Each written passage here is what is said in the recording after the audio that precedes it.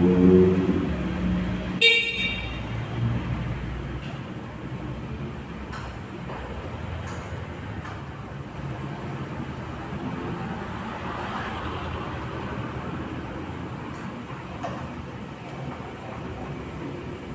lang kayo start.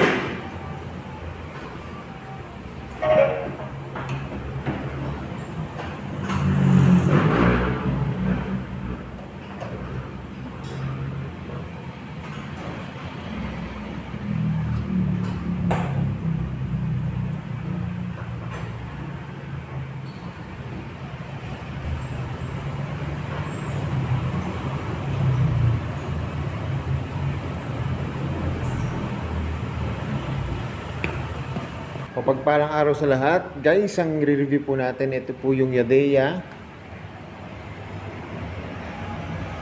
Epoch Explore. And guys, kung naghahanap po kayo ng alternative, kung ayaw nyo po magmotor, gusto nyo mag-electronic motorcycle, guys, ito, subukan nyo to, pasyalan nyo to. Dito lang po yan sa may Santa Rosa, sa may Tagapo po.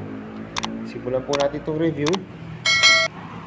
Simulan po natin sa gulong. Ang gulong po nito, ang tatak ay CST. Yan. Ang sukat naman ito guys ay 90 by 90. 12 po guys. Nakamags na po ito. Ito guys, tubeless na siya. Yan. Ito po yung kanyang disc. Ito po yung kanyang front shock. May naka-impose po na Yadeya. Ito po yung kanyang brake caliper. Ito po yung kanyang fairing sa harap. Yan.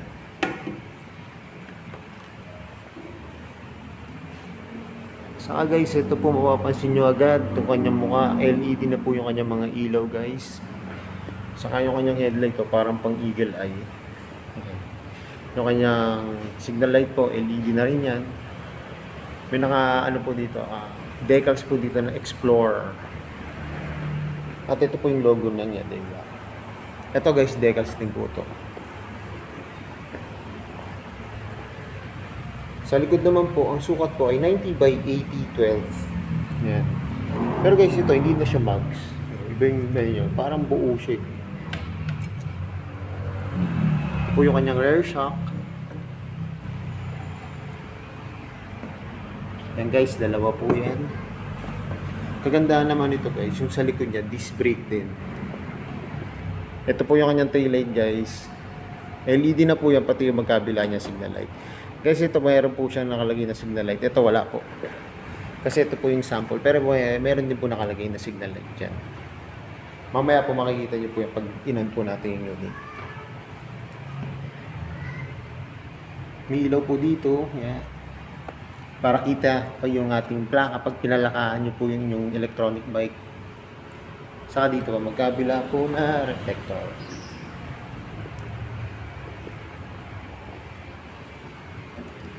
Ito po yung tapakan ng angkasan.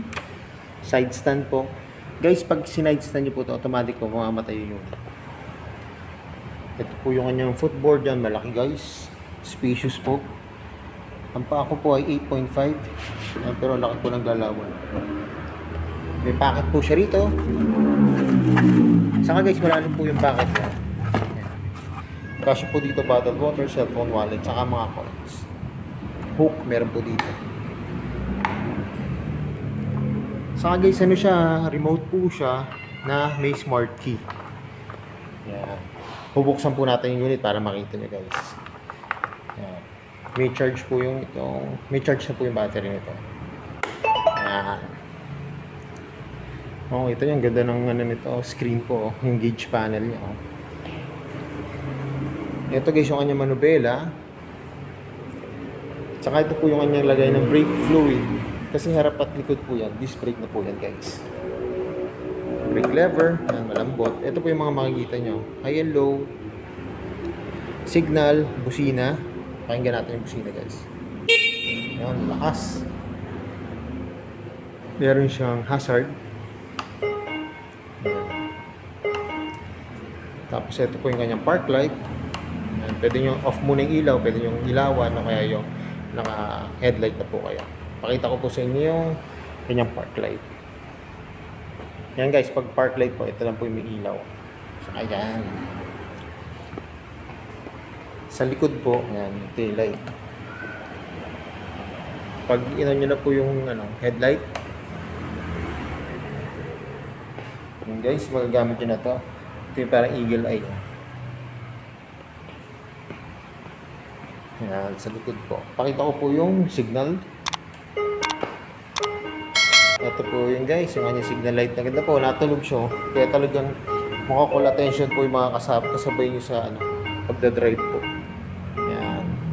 Pagka guys nag-signal light kayo, ayan. May signal siya rito. Ayan, pati yung sa likod. Pwede nyo po siyang i-hazard. Yan guys, naka-hazard na kayo.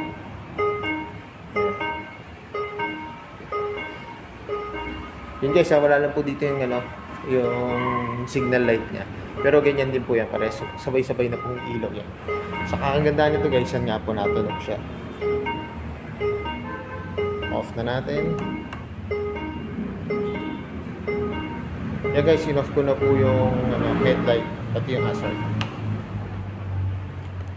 Saka guys, ito po, pag in-start nyo, napakabilis po yung start nito.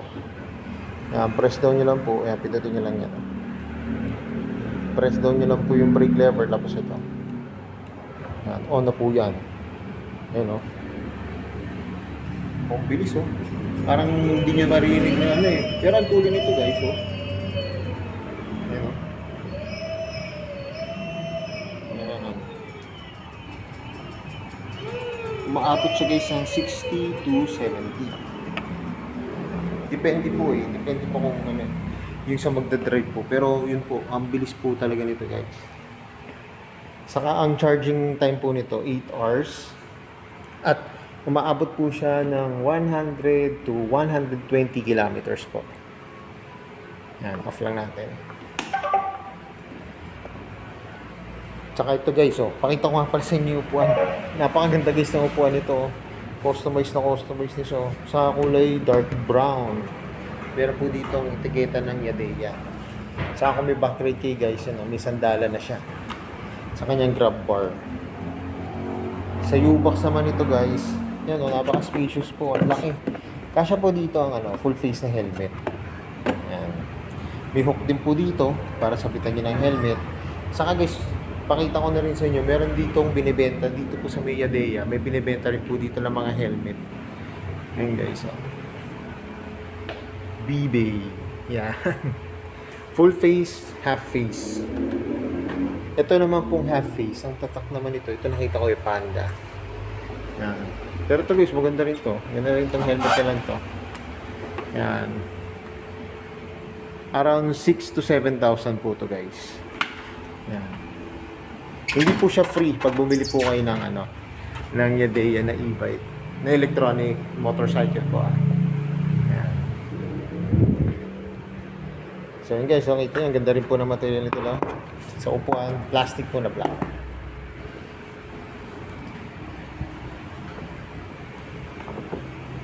So I think kanyang pan-charge. Yan guys, pakita ko na rin guys sa inyo yung kanyang specs saka price. Ayan po. Ito po yung kanyang cash price. 76,000. Pwede nyo po siyang, kung magkukuha po kayo nito, pwede kayong mag-loan yung pong home credit. Saka yung isa po ay ito po. Ayan. Maya. Saka ito po. Home credit guys. Yan. Pagkukuha po kayo. Saka dalawa po yung available na kulay nila rito. Yan. White. Tapos ito po. Gray. Ito naman po yung niya, specs niya. Yan. Ito po yung sa dimension, yung body. Kung guys kanina nakita nyo, ang height ko lang po ay 5'5". Pero yun, abot-abot ni guys yung yung unit. Seat height. Tapos yung saddle length. Yung motor po yan, we have motor. Ito po, max torque nyo, 150. Tapos yung max speed niya po, ayun 60. Pero pag kaya mo po, yung magdadrive po, umabot po siya ng 70. Ganun po siya kabilis. Yan, yung battery type niya, charging niya, charging time niya, 8 to 9 hours po. Tapos yung dashboard niya po, digital. Saka guys, sa mga kulay pala ito, light gray, dark gray, white, saka may black pa po ito. Ang available nilang kulay ngayon dito, ito nga pong white, saka ito pong gray. Pero kung hindi nyo naman po gusto itong explore, meron pa po silang isang unit dito. Ito, maliit lang po siya. Yan. Saka ito po, meron pa po dito isa pa. Cool Joy. Yan.